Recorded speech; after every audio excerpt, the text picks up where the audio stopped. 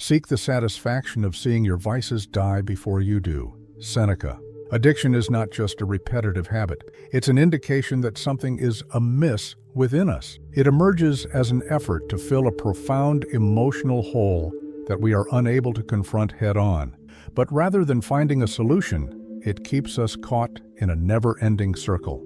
Imagine being stuck in a behavior that you feel you can't stop, despite the fact that it has bad effects. It's similar to attempting to fill a gap, but never being successful. Even if you temporarily satiate this hunger, it will return stronger and demand more time and effort, leaving you feeling even more lost and worn out. The issue is that addiction attempts to satisfy fictitious wants. It tricks you by making false promises of ease or fulfillment. It's similar to eating and never feeling full. Other crucial priorities in life are neglected as the brain continues to convey signals that it requires too much. However, what causes this seemingly unstoppable recurrence? Why would someone insist on something that they know is bad for them? These actions are essentially manifestations of a deeper, unseen wound. Have you ever wondered why some people seem to be unable to overcome their addictions while others seem to avoid them inexplicably? One of the most complex and difficult problems facing the human mind is addiction. It can take many different forms in our society, such as compulsive behaviors that conceal a profound existential emptiness or the unchecked use of drugs. Does addiction just result from a lack of willpower? Or is there something more profound that is hidden from most of us? The problem of addiction will be examined in this movie from the viewpoints of Carl Jung, Gabor Maté, a specialist in child development and family health, Lise Bourbeau, an expert in emotional wounds, and Alice Miller, an expert in traumatic childhood events. Will examine the symptoms of addiction and discover why it frequently turns into such a challenging cycle to overcome. We will learn that addictive behaviors are reflections of unresolved internal issues rather than just responses to outside stimuli. Here, we want to examine addiction as a symptom of something more serious than just a behavioral issue. Carl Jung believed that addiction in any form, whether it be to drugs, alcohol, or idealism, is harmful. According to Jung, addiction was a cry from an unbalanced mind, rather than just a moral failing or character defect. According to him, addictions are essentially ways of escaping, methods to cope with psychological pain, or ways to satisfy an existential need. People frequently resort to addictive habits as a form of coping when they are unwilling to face their own internal problems. But this short-term fix just covers up a more serious issue. According to Jung, the human mind is a complex network of conscious and unconscious elements that are interconnected. He asserts that addiction is frequently an unintentional attempt to satisfy an inner need.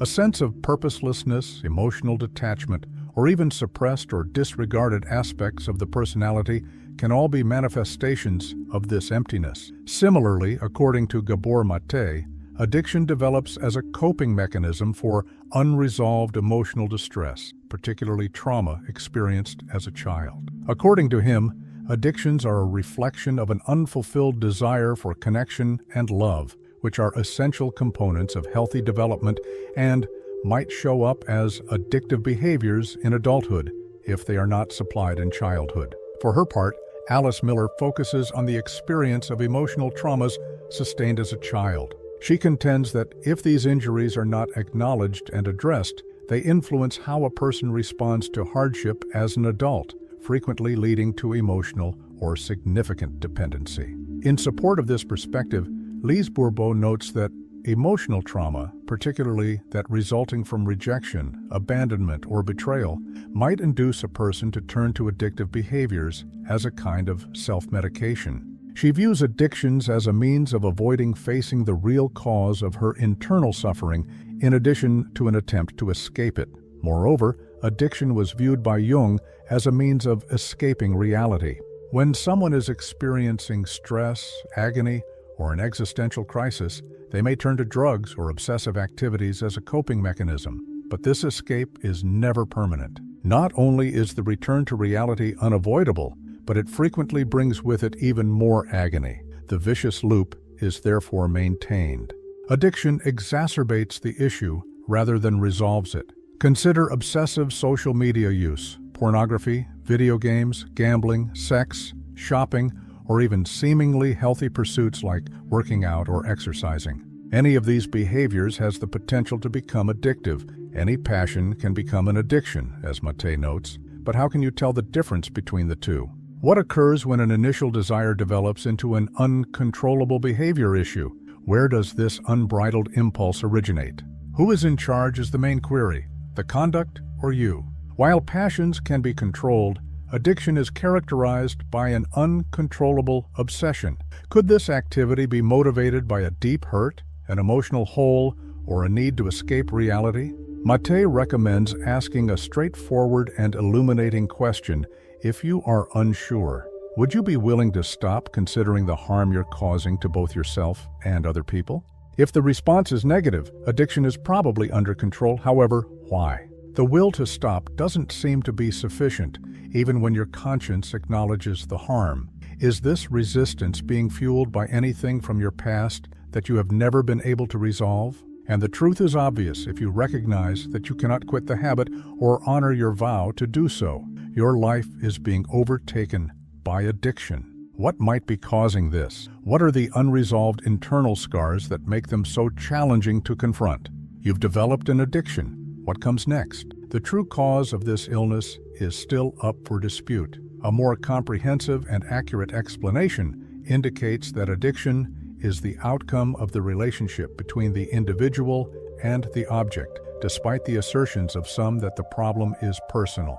However, isn't this relationship partly an effort to bridge emotional gaps caused by early experiences? Addiction basically occurs when a person is continuously trying to alter their internal state and sense of self and gets reliant on a thing or activity to accomplish this. In addition to behavior, the wounds from a past could also be at risk. Natasha Doushu expands on this concept in her book, Addiction by Design, pointing out that while some people are more prone to addiction than others, there are also things and actions that have the capacity to exacerbate it. This is because of their distinct qualities, whether structural or pharmacological, which promote or hasten the onset of addiction. These items' power resides in their capacity to elicit strong subjective alterations, which some people grow dependent on in order to cope with their emotional suffering. In actuality, there are many things and activities around us that have a high potential for addiction. Games, social networks, chemicals, and even everyday activities can quickly turn into traps. What, therefore, makes certain individuals more susceptible to addiction than others? The underlying causes of addiction are profound suffering, whether overt or covert in the unconscious, rather than the mere craving for pleasure. Chronic substance use is more of an escape attempt than a quest for fleeting pleasure. It's a last-ditch effort to get away from suffering that might otherwise seem unbearable. A person's life story is as varied as the types of anguish that cause them to become addicted. Some people use addiction as a kind of self-medication to cope with anxiety, despair, or insecurities. Others use drugs or obsessive habits as a way to cope with the pressures of their relationships or work. Additionally, some people try to avoid the misery brought on by a lack of direction or the despair that comes with existential emptiness. Gabor Maté told a powerful tale. He questioned a 47-year-old man who had struggled with drug addiction since he was a youngster why he kept using. The response was straightforward and illuminating. I'm not sure. All I'm attempting to do is fill a gap in my life. Boredom is the cause. It's just a lack of focus. This admission exemplifies the bottomless internal abyss that many people go through. According to emotional wound expert Lise Bourbeau, this emptiness may be exacerbated by undiagnosed or untreated wounds, such as a fear of rejection, shame, or abandonment that frequently has its roots in childhood. Unconscious habits created by these traumas cause people to look for external relief from the internal suffering they endure.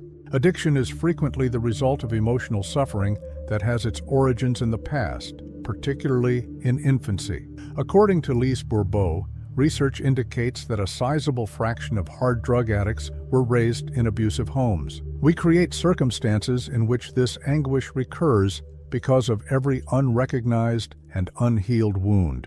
due to the brain's tremendous malleability throughout the first few years of life, children are emotionally and psychologically linked with their parents. Similar to how a baby in the womb depends on its mother's body, rejection wounds can manifest during this stage, which lasts from conception to about a year of age and is characterized by feelings of not being accepted or wanted. Dependency on the emotional environment of the parents becomes essential between the ages of 1 and 3. The wound of abandonment starts to develop when the parent of the other sex is not present or does not provide for their emotional needs. However, if the child's basic needs are not sufficiently satisfied, or if they are the target of criticism and devaluation, the relationship with the parent who provides physical care, typically the mother, can result in a wound of humiliation. The bond with the parent of the other sex becomes even more important between the ages of 2 and 4. Betrayal can emerge from unfulfilled expectations or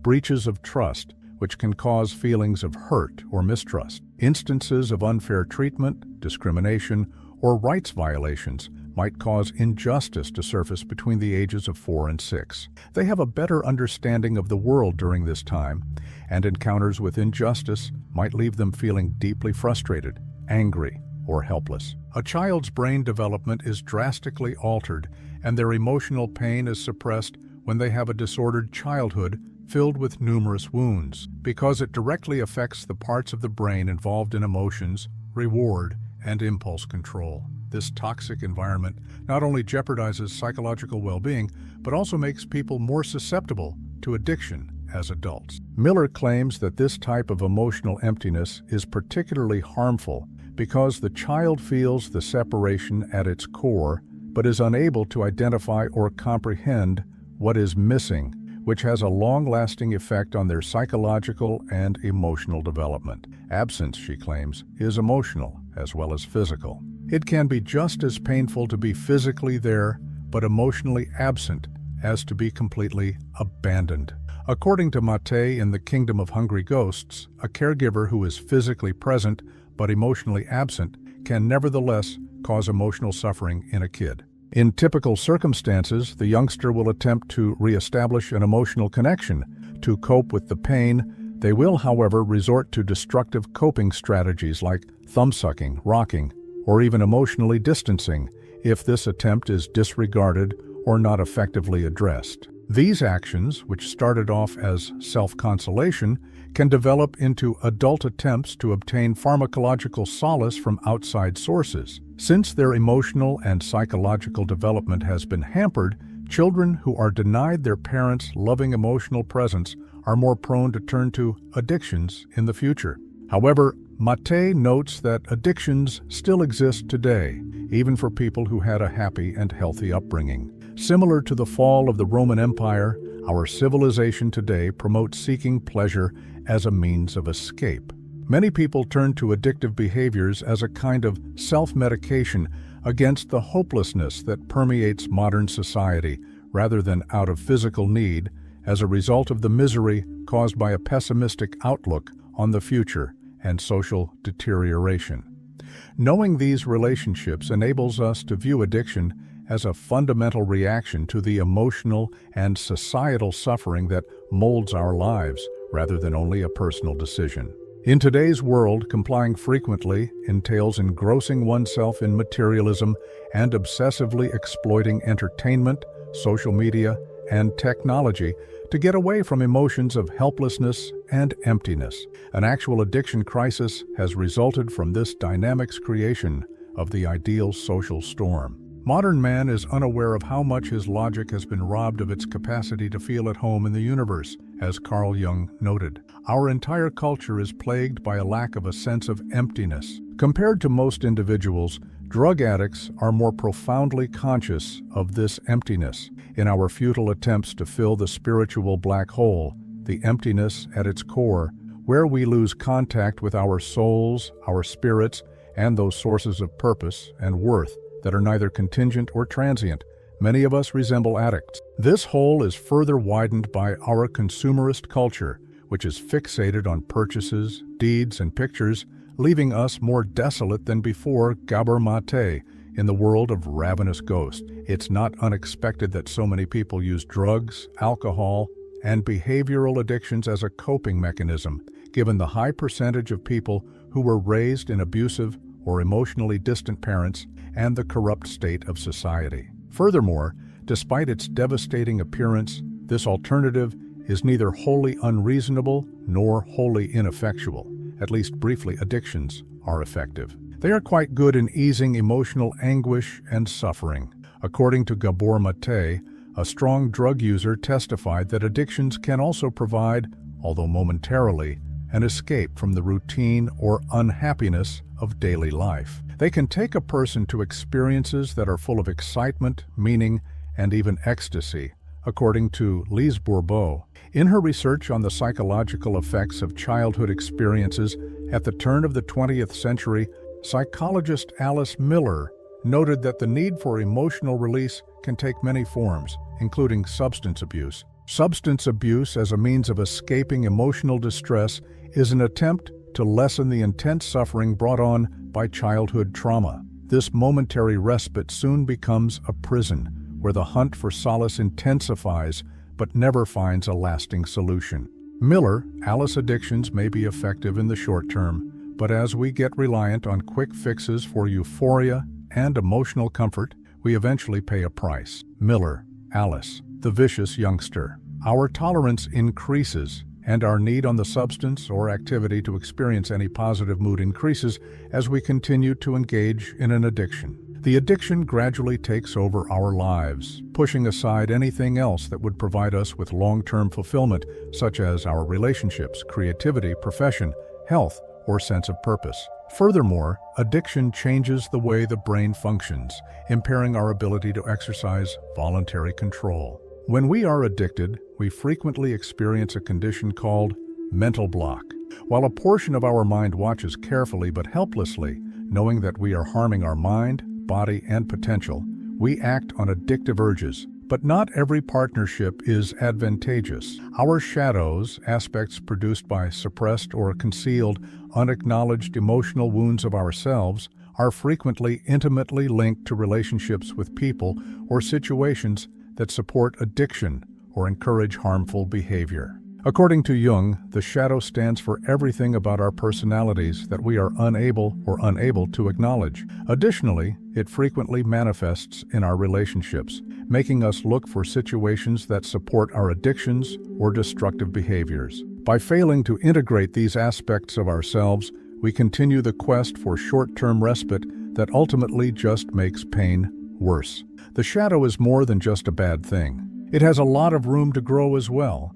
Only until we embrace the entirety of our psyche, including our shadow, can we achieve individuation. Carl Jung. Furthermore, the social mask we put on to conform to external expectations, known as our persona, can cause us to form relationships more out of convenience and appearance than genuineness. It is crucial for the individual to separate from those who support these masks and perpetuate harmful behaviors during the individuation process. Selecting individuals and settings that genuinely foster development, healing, and reconciliation with our innermost selves is a deliberate step in this process. Sincere connections and secure surroundings serve as a breeding ground for change, enabling the person to cast off the shadows that confine them and become closer to their completeness. At this moment, the individual undergoes a profound shift in consciousness and a spiritual awakening. This change is not just about easing emotional suffering,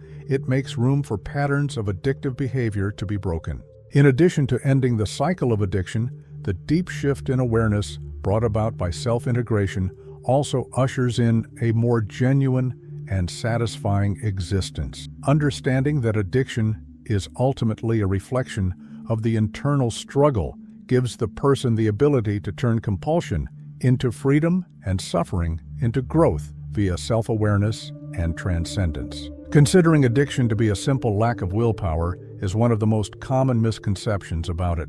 Addiction actually represents something far more intricate. It is a sign of more serious issues rather than only a lack of personal resolve. However, this does not negate personal accountability. Rather, it emphasizes the significance of outside, social, emotional, and spiritual factors that can both support and impede the healing process. A sense of belonging is a basic benefit of the emotional support that a healthy community provides. This is one of the most crucial healing foundations because it bridges the spiritual and emotional gap that frequently keeps addiction alive. Alice Miller shows us that we can only start to heal when we are genuinely seen and accepted. We may lay the groundwork for our authenticity after we are welcomed for who we are, flaws and all. The secret to changing the shadows we bear and ultimately reintegrating them into who we are is this process of acceptance, both internal and external.